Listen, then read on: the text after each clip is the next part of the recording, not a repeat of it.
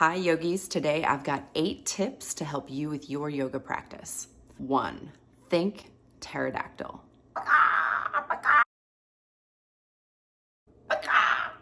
2. Abdominal slinky.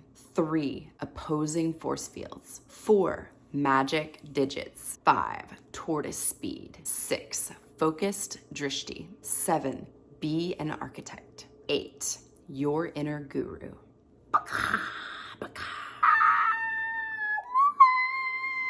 Okay, but let's get serious. Pterodactyls didn't have shrugged shoulders.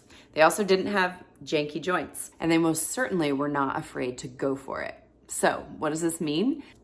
They had wings, right? They had these big featherless wings that connected to their side bodies.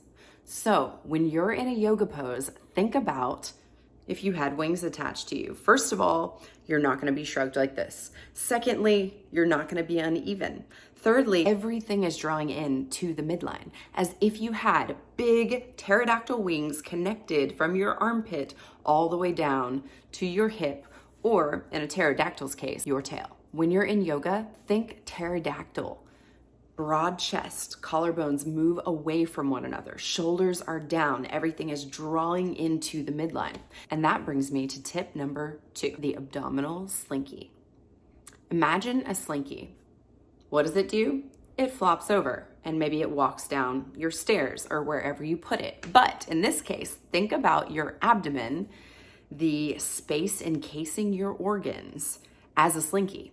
Anytime you're doing a yoga pose, everything is wrapping around your midline and your spine. A lot of people think crunches. They think this strip from here to here. That's not your core. Your core goes all the way around. It wraps from the front all the way around to the back. It encases so many cells and tissues, organs, muscles. All of this is being engaged when we're in yoga. You don't want to be like the slinky. You want to tame your slinky. That brings me into the third thing, opposing force fields. You want to lengthen your force fields away from one another. What helps you root down is what lifts you up. It's the idea of lifting up and pushing down at the same time. Think about the slinky encasing your spine. Energy is moving out of both ends of the slinky. From the top of your spine to the bottom of your spine, you have energy pressing out. Yoga is all about these opposing force fields, moving one hand away from the other. You're pushing in both directions. These force fields are going on in every single pose. So when you're in yoga, think about that. 4. Magic digits. What do I mean when I say magic digits? I mean your fingers and your toes. Every single pose in yoga, your hands are still connected to your body, as are your feet. And what are they doing? They're usually limp, dull, and lifeless. Counteract this. Your hands and your feet are emitting energy. So you want to have the line of energy focused, right? A dull hand is not going to help you tap into your energy force field. We want the energy force field. It could be here, here, here.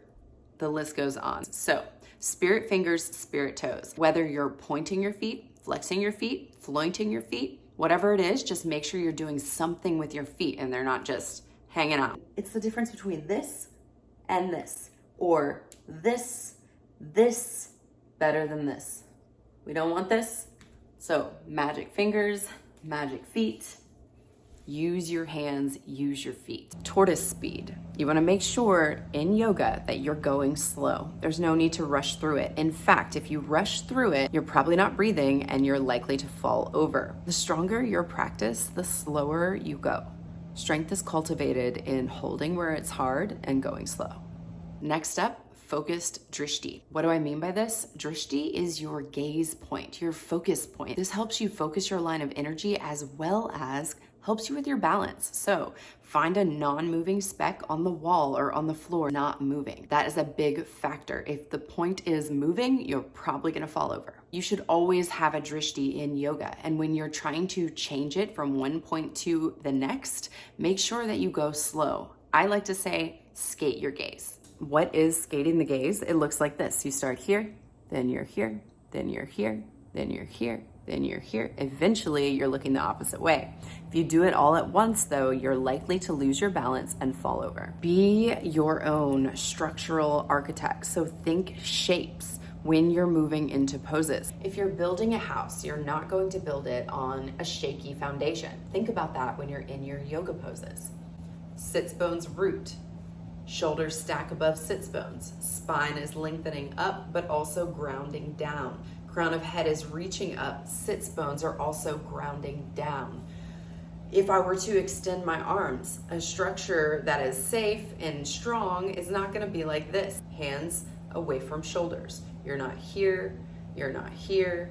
You've got extension. This comes back to the opposing force fields. My left hand is pushing away. My right hand is pushing away. My crown is reaching up. My sits bones are rooting down. All of this stuff works together. When you create a strong foundation, when you are your own architect, then the opposing force fields are set up for success, and you can start shifting your energy and making big changes in your practice. And finally, your inner guru. Listen to your body. Take what you need. Honor your body. Take it down even if you know you can do the hard stuff. Sometimes you need to take a break and you need to listen to your body. Sometimes you need to kick your own butt and kick it up a notch. Listen to your inner guru. Take what works for you today. So just a quick recap. Think pterodactyl. Tame your slinky. Tap into opposing force fields. Remember your magic digits. Tortoise speed. Focus your drishti. Be an architect. Listen to your inner guru.